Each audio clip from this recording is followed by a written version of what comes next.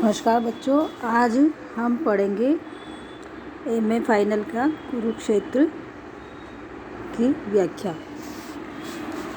सहज ही चाहता कोई नहीं लड़ना किसी से, किसी को मारना अथवा स्वयं मरना किसी से।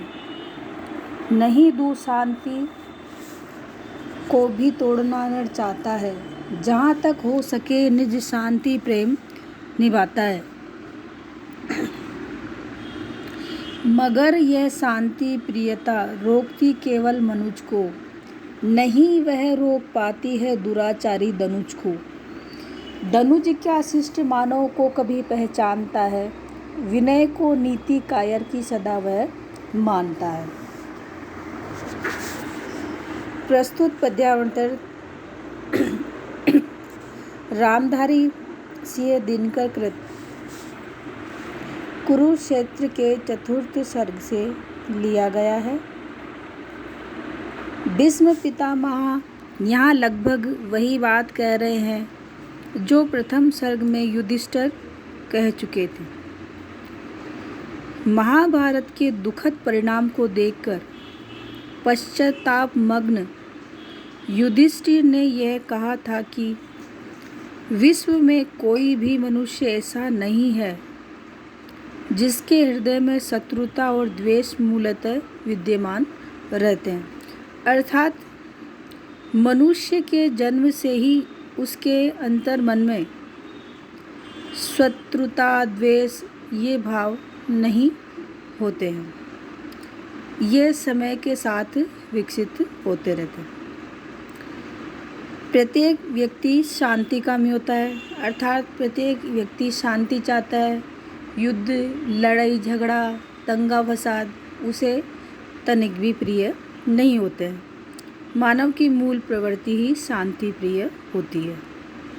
इसी भाव की अभिव्यक्ति करते हुए भीष्म यहाँ कह रहे हैं कि स्वाभाविक रूप से कोई भी व्यक्ति न तो किसी से लड़ना चाहता है, न किसी को मारना चाहता है। जैसा कि कह रहे हैं, सहज ही चाहता कोई नहीं लड़ना किसी से, किसी को मारना अथवा स्वयं मरना किसी से।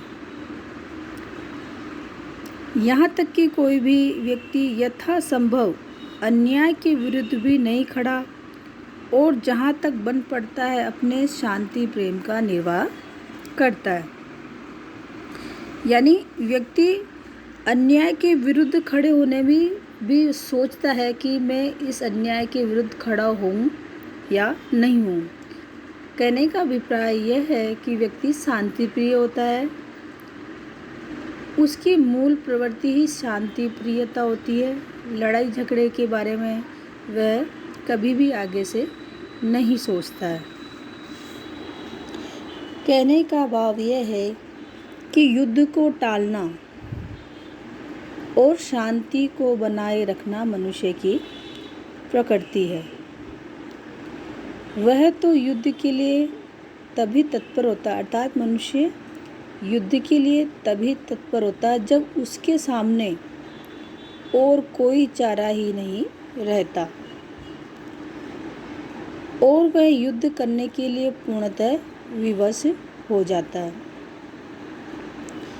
इसी संदर्भ में भीष्म पितामह आगे कह रहे हैं कि केवल सत्पुरुष को ही शांति से प्रेम करने की प्रवृत्ति युद्ध से रोके रहती है।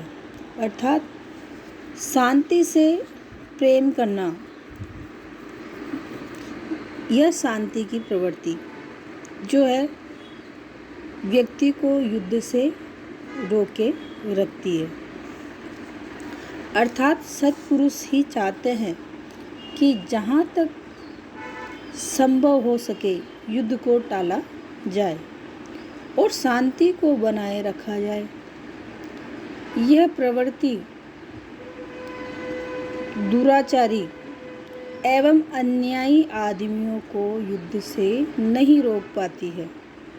अर्थात शांति प्रियता की जो प्रवृत्ति है वह दुराचारी और अन्यायी व्यक्ति को युद्ध से नहीं रोक पाती है।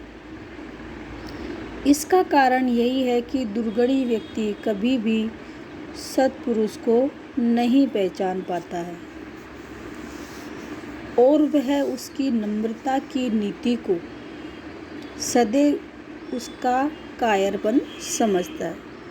अर्थात जो दुर्गुणी व्यक्ति होता है वो सत्पुरुष की विनयशीलता को उसकी कायरता समझने की भूल कर बैठता है, जो कि आगे जाकर युद्ध की जैसी परिणति में तब्दील हो जाता है।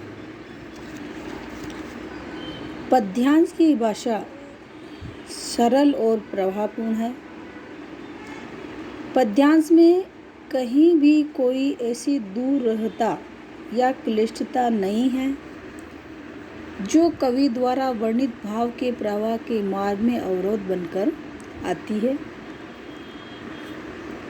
कवि दिनकर ने भीष्म के माध्यम से मानव की मूल प्रकृति अर्थात शांति प्रियता की ओर संकेत किया है।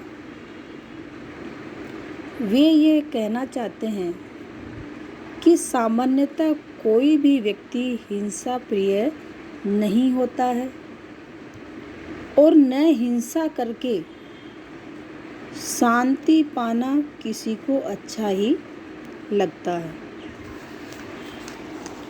वास्तव में जो मनुष्य होते हैं वे ही शांति प्रिय होते हैं। दनुज या दुष्ट व्यक्ति शांति प्रिय नहीं हो सकते और ना ही वो हो पाते हैं। सच्चे मनुष्य जितने शांतिकामी होते हैं उसी सीमा तक दनुज अर्थात दुष्ट पात्र किसी सज्जन व्यक्ति की विनम्रता को कायरता मानते हैं। अर्थात दुष्ट व्यक्ति सज्जन व्यक्ति की सज्जनता को कायरपन समझ बैठता है, जो कि उसकी यह भयंकर भूल सिद्ध होती है।